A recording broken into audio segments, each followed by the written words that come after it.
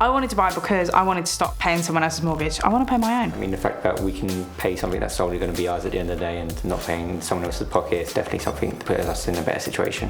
We come from quite a small flat in London, and it's nice to have a bit of space. Living at home with parents, I always grew up in a council house, and I just wanted that success of being able to buy my own property, move out. We were originally looking at an older property, but once we saw the new build, we just fell in love. With all the schemes that are out there, it's such a good time to be trying to buy if you have 5% of a property or help with a friend to go in together. I was able to buy the property a whole year sooner than I was planning to, thanks to Deposit Unlock.